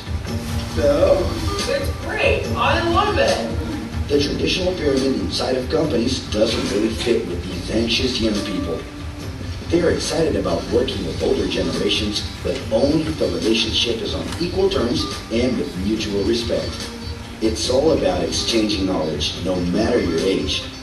Being that millennials find empowerment in discovering things on their own. It's natural for them to diversify their channels and seek out informal types of education instead of simply picking out a major. In the end, professional commitment is not just a norm. It's something that naturally comes from truly engaging experiences. Besides having a job, it's become more important to have a purpose that can be carried out in different forms at the same time. Mobility, shared workspaces, home offices, and the possibility to create your own hours make work always present, anytime and everywhere. For that reason, people with different work styles are having more freedom to tap into their talents, and even those with introverted personalities can transform their ideas into million-dollar businesses. Yes, you can stay in your pajamas as long as you maintain an updated and attractive profile across your social network.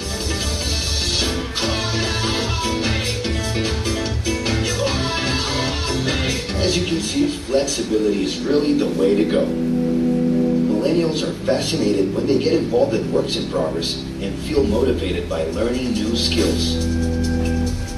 They're excited about an open and forever beta world where testing and messing with something unfinished is the only way to create the new. Millennials need more than ever to feel autonomous, and they're exhilarated by the challenge to develop and participate collaboratively.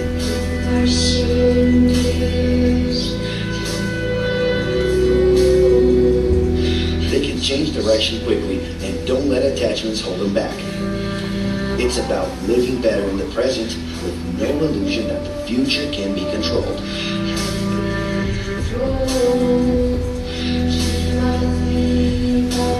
That's because of one simple thing. Whoever adapts more easily can evolve along with the changes. And if you feel overwhelmed by everything so far and are looking for the right answer, well, sorry. We are still going to ask you another question. Are you doing what you love right now? No. So start.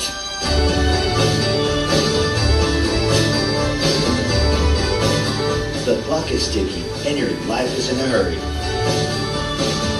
Discover your life's purpose and make it happen. Loving your work will put you in motion. It's the only way to lead a fulfilling life every day.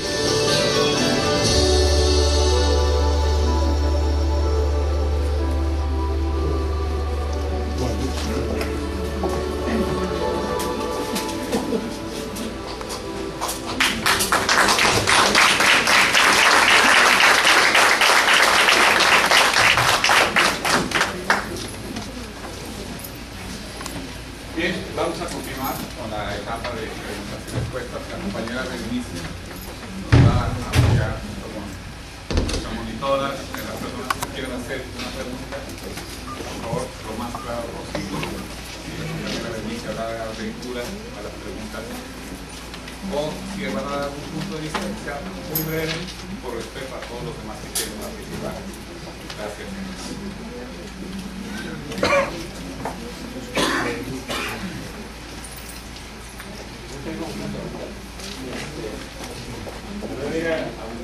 Hablamos en la pregunta al principio que José Pizarro era sobre las iglesias cuando diferenciaban lo construido y operado colegiadamente. Me gustaría conocer en términos del concepto colegiado, cómo lo organizan, cómo lo resolvían, etc. Y Otra cosa, después hablaban en la epistemología, hablan de filosofía de alteridad, eso no sé qué es, y también sobre el discurso de otredad.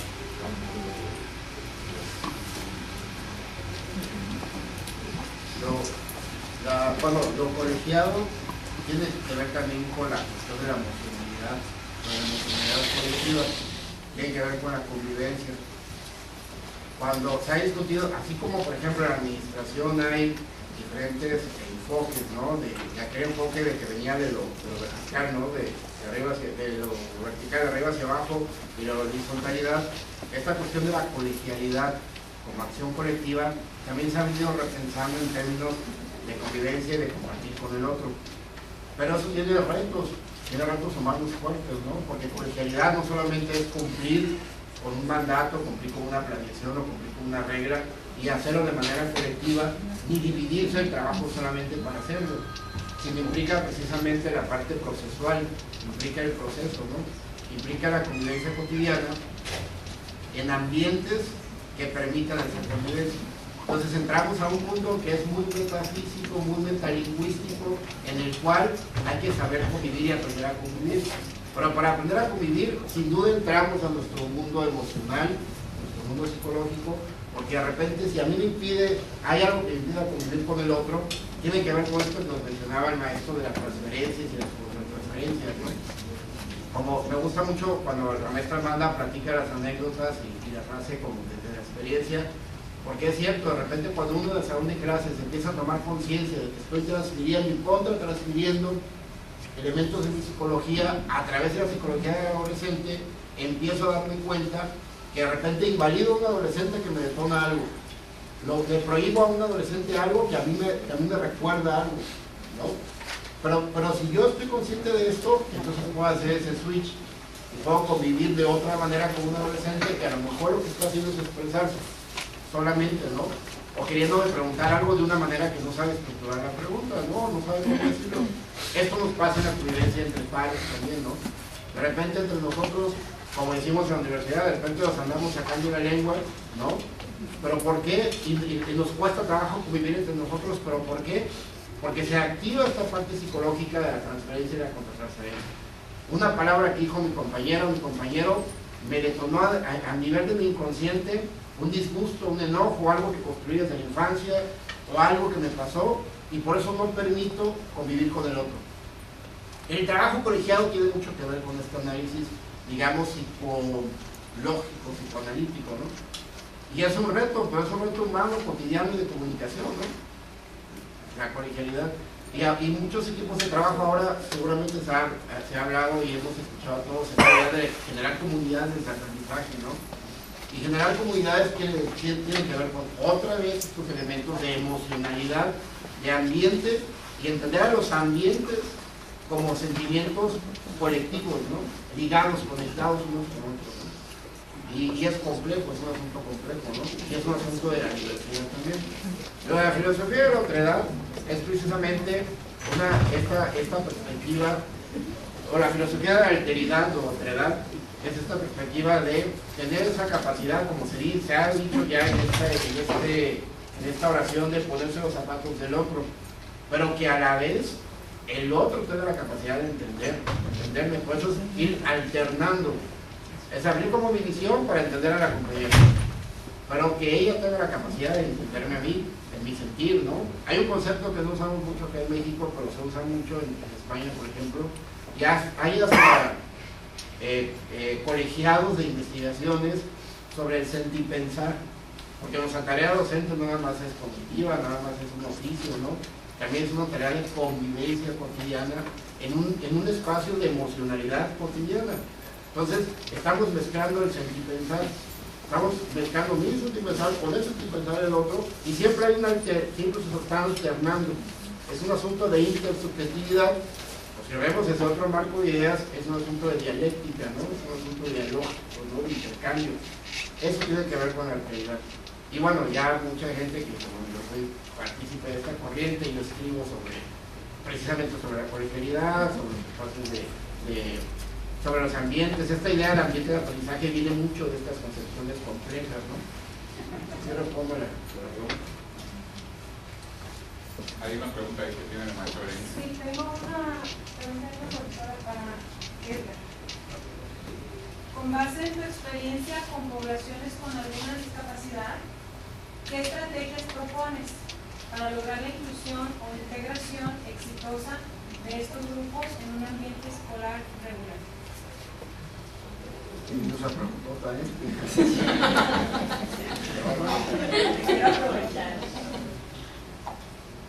Híjole, importa mucho el análisis personal. Por ejemplo, mi experiencia en el mundo de la discapacidad tiene que ver con la sordera y con la lengua de señas, ¿no?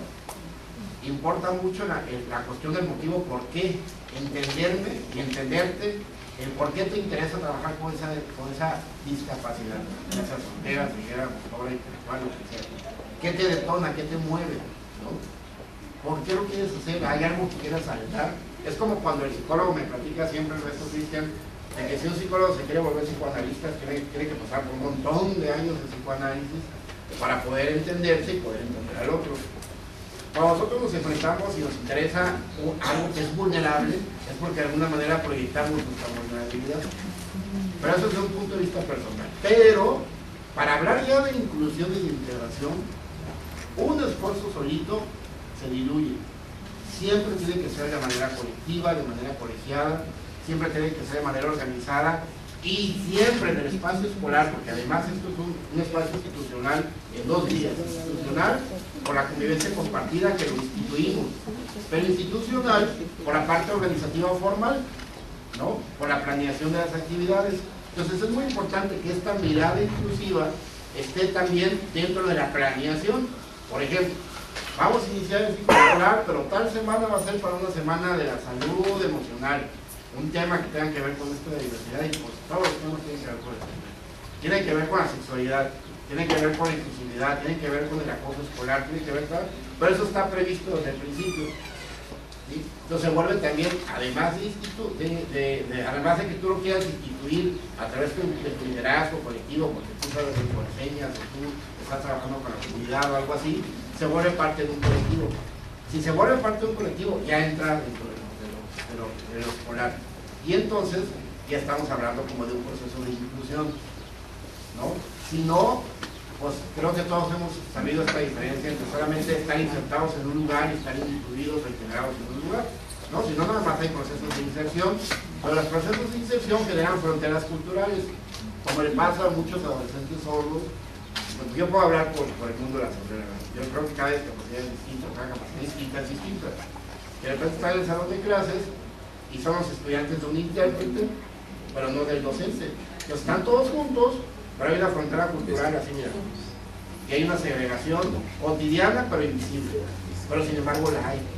Entonces ya, ahí está, pero resulta que el docente nunca tuvo contacto, sino decidió abrirse y entender todo esto del yo, de lo biológico, nunca tuvo contacto con el estudiante, nunca lo llegó realmente a conocer, pero sí convivía, sí compartía un espacio físico con él, más no un espacio ni educativo, ni de apego, como lo mencionan mis compañeros, ni de inclusión. Entonces no hablamos de inclusión.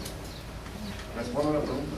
Sí, muchas gracias. Y nada más para completar, me gustaría decir que ahorita hay una disposición federal, ¿no? para están haciendo varios temas de la discapacidad, y a esta escuela le ha pasado abrir un centro para que sea población de todo tipo de discapacidad. Entonces, ojalá que podamos platicar acerca de eso para hacer más con las experiencias, lograr un buen modelo de... Y en términos de cuestiones intelectuales, acá los compañeros también, el maestro. A mí me gustaría comentarte algo. Dentro de lo que se trabaja en educación especial es el conocimiento del otro, ¿no? Entender al otro, pero no entender la discapacidad, sino entender las habilidades y las áreas de oportunidad que tiene el chico. Si nos relacionamos con la discapacidad, estamos trabajando bajo una causa que es muy complicado superar. lo que tiene que trabajar el docente es partir de las habilidades que tiene el muchacho, ¿sí? Y reconocer que el que tengo enfrente no es un ciego, no es un sordo, no es alguien con un problema motor, o con un problema de lenguaje, o con un problema dismórfico, sino de entender al otro como un ser humano y entender que se llama, que tiene un nombre y que tiene una serie de habilidades y competencias que ha trabajado durante toda su formación académica, y como maestro de matemáticas o como maestro de química puedo utilizarlas, puedo tomarlas en cuenta para generar nuevos aprendizajes.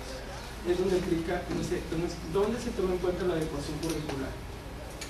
Y ya en la parte de la práctica docente, no se trata de ninguna manera de invertir más tiempo, ni es un trabajo administrativo, sino más bien es una cuestión organizativa, ¿no? Con el tiempo que estás, con el tema que tienes que manejar, es una cuestión de enfoque, de mirada, ¿no?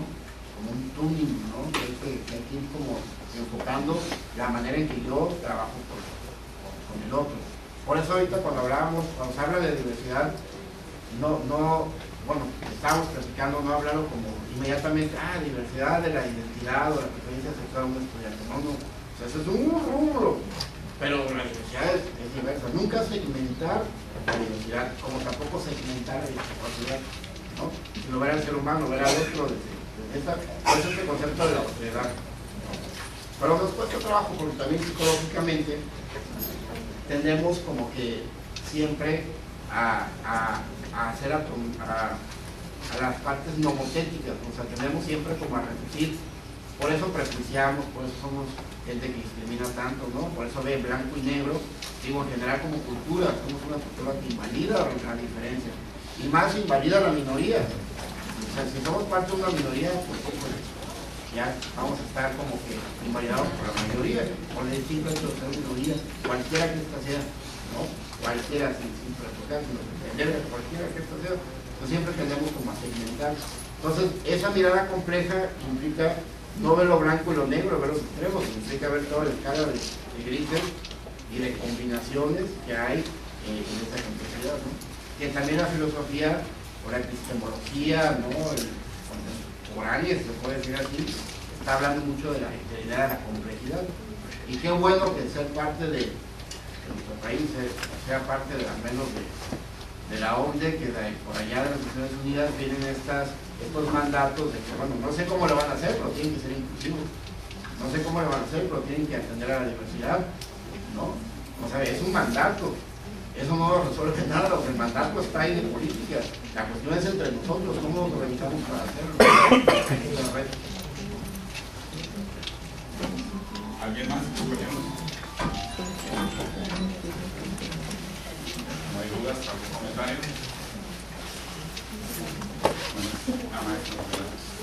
Quiero hacer un comentario. Podemos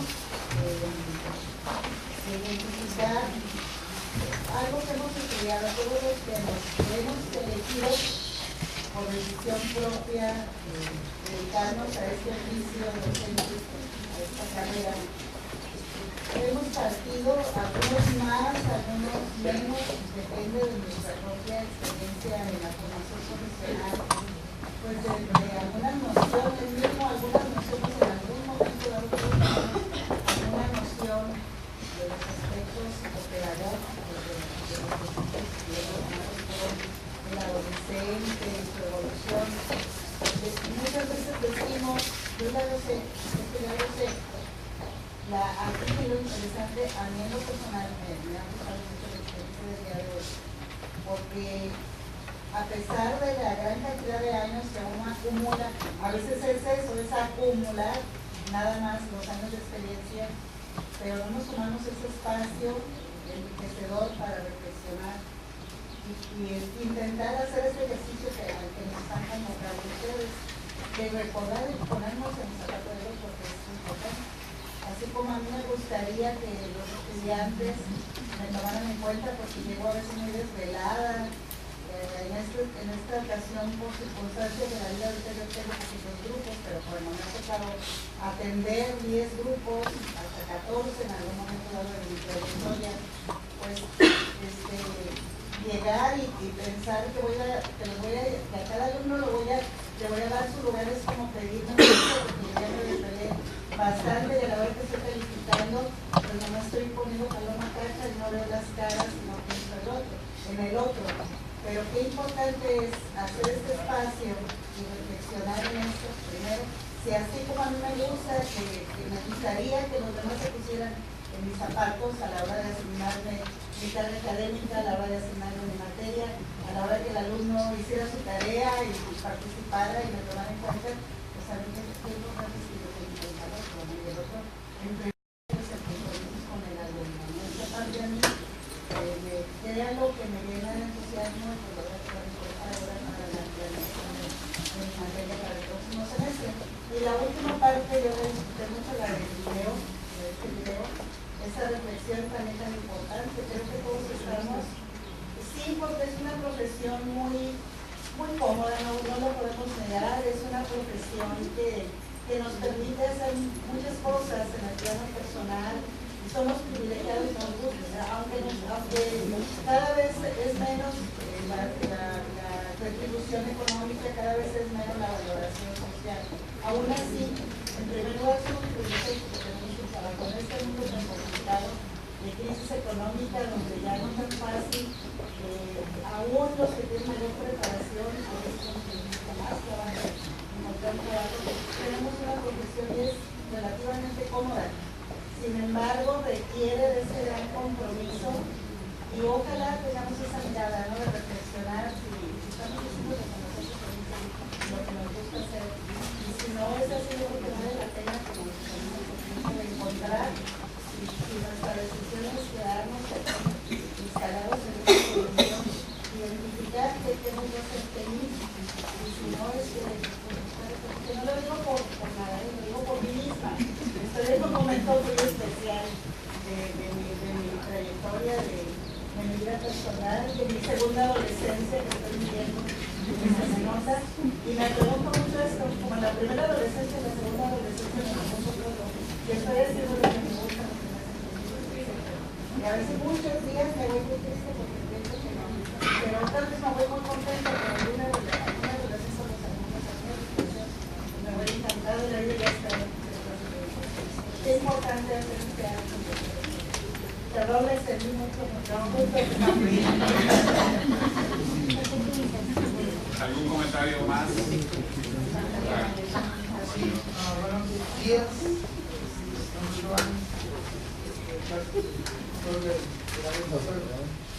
Nada más tenía una duda respecto a esto del otro y de la autoridad, que me parece como un tema súper delicado, ¿no? Y como complejo, y sobre todo en la práctica docente.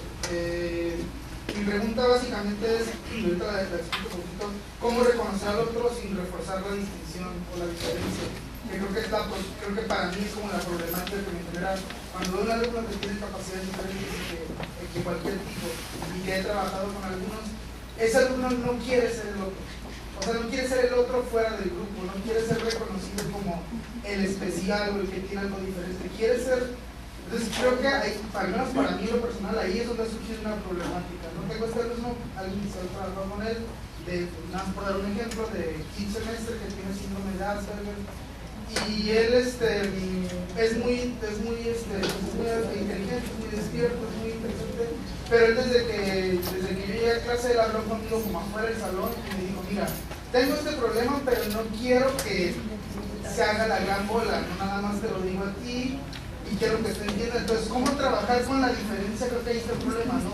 Por un lado estamos cumpliendo una función psicopedagógica que trata de apoyar al alumno en la condición diferente que tiene de una manera distinta porque no va a aprender quizá de la misma manera que todos los demás, pero por otro lado tenemos la obligación de no generar esa distinción y de no excluirlo y de no ponerlo como el otro que es diferente y que para él genera una carga emocional de yo no quiero ser el diferente o el, digamos, porque suena feo, el raro, ¿no? Del grupo. Entonces creo que ahí, para mí al menos hay una problemática, cómo apoyarlo en su capacidad que tiene sin necesariamente señalarlo, y esa para mí es un reto, ¿no? Porque yo soy el único alumno que he tenido varios, pero nada más quería saber tu opinión en este dilema con el que he encontrado. Bueno, la tomo yo. ¿Quién se anima? Yo pienso que desde el momento en que se te acerque, que dice, quiero que me trates igual que todos, y se respete esa decisión, ya estás haciendo tu trabajo. Estás haciendo tu trabajo, perdón. Pero sí dejarle la puerta abierta y decirle, cuando necesites que yo te apoye personalmente con toda confianza igual. Esa es una manera, porque hay que ver que dentro de las crisis, los mismos adolescentes con una discapacidad viven sus problemas. Después aprenden a sacarle ventaja. Yo tengo una hija sorda, entonces, al principio no, ella mueve los labios para que crean que está hablando, ¿no? Pero conforme va descubriendo, se va respetando, entonces ellos mismos, porque llega un momento que yo no quiero ser sorda, pero no, ¿verdad? Entonces, desde el momento en que acepta el comentario de este alumno, dice, ok, perfecto, si tienes alguna dificultad, igualmente te puedes acercar de manera particular.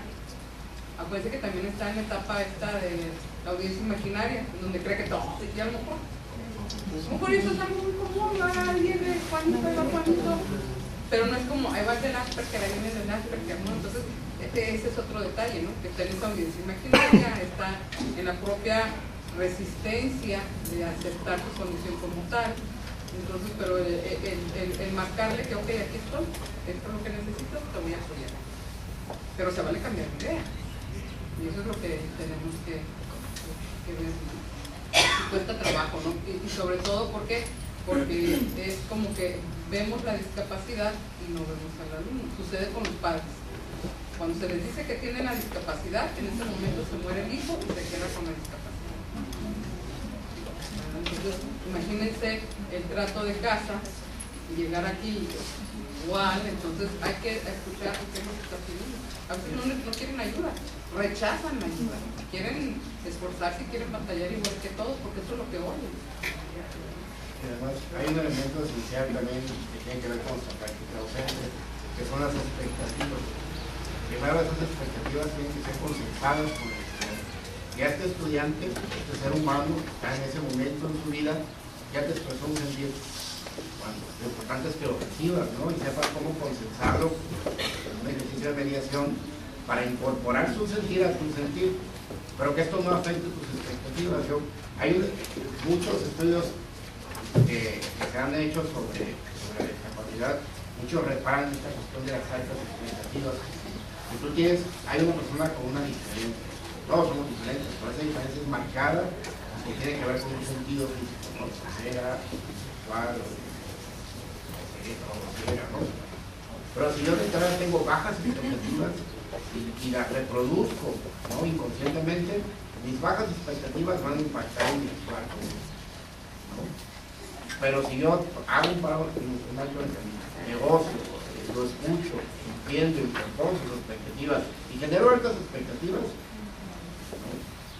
Y ahí eso se trata, ¿no? Y de repente pues vamos nosotros como un laberinto caminando, ¿no? Uno ya tiene su experiencia, tiene las tablas, etcétera, pero nunca dejas de enfrentarte a retos, ¿no? Entonces ahí vas como manejando, es una actividad de mediación constante, ¿no? Me gusta lo que dice la compañera también, porque de repente esto es inagotable, pasa el tiempo y seguimos aprendiendo, cambiando, moldeando, ¿no? Etcétera, etcétera. Pero un elemento esencial, creo, tiene que ver con esas expectativas. Mediables, consensadas con el estudiante y en segundo momento como docente que sean altas expectativas.